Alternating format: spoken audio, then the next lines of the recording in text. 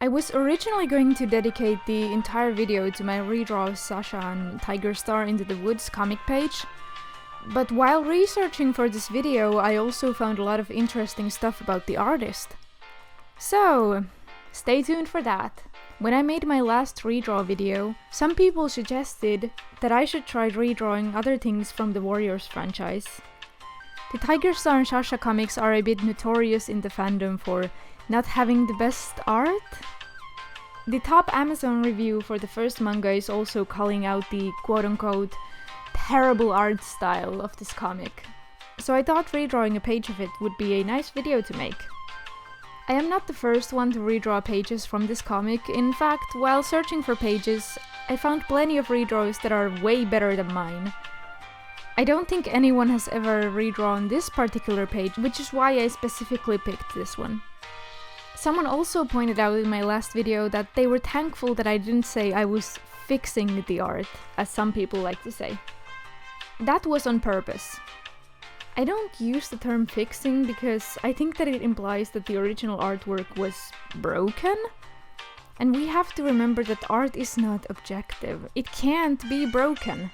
There aren't any hard rules you have to obey when making art. My personal subjective opinion is that the second panel that I drew is actually worse than the original artwork. Someone out there could think that my entire illustration is worse, and that's why I can't speak of fixing. I also feel that it's very condescending to the original artist to claim that you're fixing the art when the artist never asked for your fixing services. That being said, the main thing I changed about the original illustration is the art style. The original art style is kind of this semi-realism type art style. It's more realistic than cartoony. And if you've been around a while, especially in my live streams, you'll know that I have some quite strong opinions about realistic art styles when portraying fictional animals. The cats in the Warriors series have human emotions and interactions, but realistic cats don't emote the same way as humans. Which is why human emotion is difficult to draw on realistic cat faces without it looking extremely out of place. So we either get uncanny valley cats or little emotion at all. In the case of this comic, it's the latter. Which I feel is kind of ironic because in real manga, which the Warriors mangas are not, the art styles are usually very cartoony. The characters tend to have big eyes, and emotion is expressed very strongly with the visuals. You could still get some emotion from the realistic cats by applying the ways that cats show emotion, such as moving the ears, the position of the tail, how wide the eyes are, etc. But the Sasha and Tigerstar comic hasn't really done that either. On this page, Sasha and her attacker both have their ears up in the air, even though I think they should be down, just as an example. Other smaller things that I changed was the perspective of the first panel, because the original was a bit confusing to me. I also added 2 small panels to draw more attention to Sasha's reaction to the situation. I changed some minor things about the composition, I added some detail to the background and shading to the characters, tweaked the characters' designs, and that's about it. I also made an accidental change.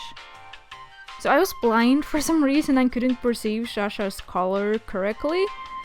And I was just drawing with my mind entirely blank and only noticed my mistake once I was already done. So now, Sasha has this, ring hanging from her neck, which... anyways, that's not important.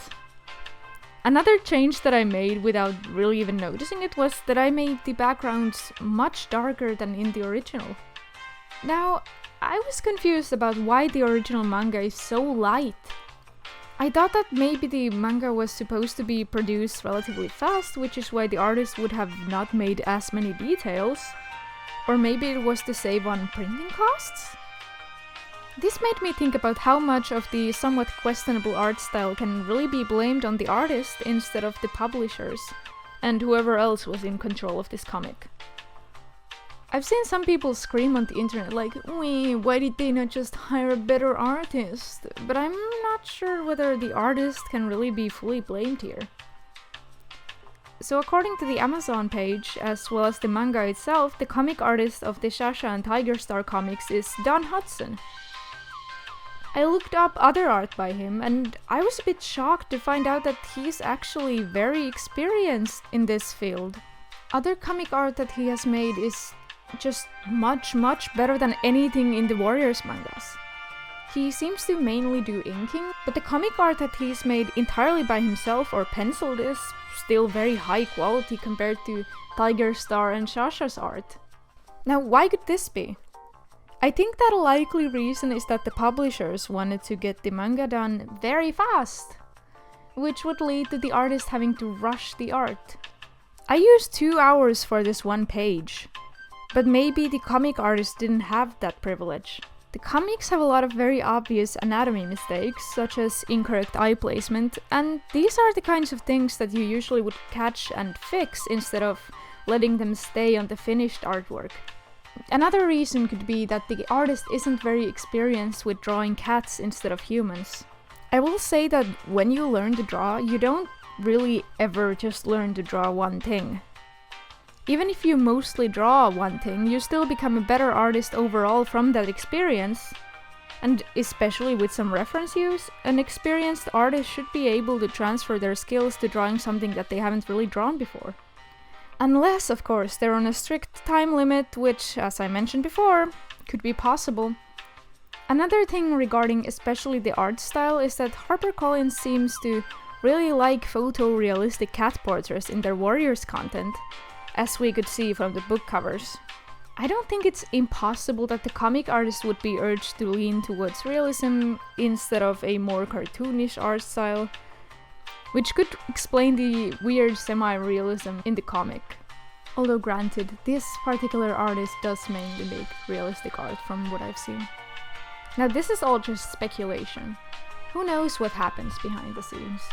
But please let me know what you think in the comments below.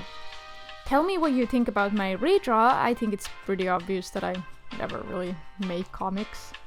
I raise my hat to whoever can do that, including Don Hudson.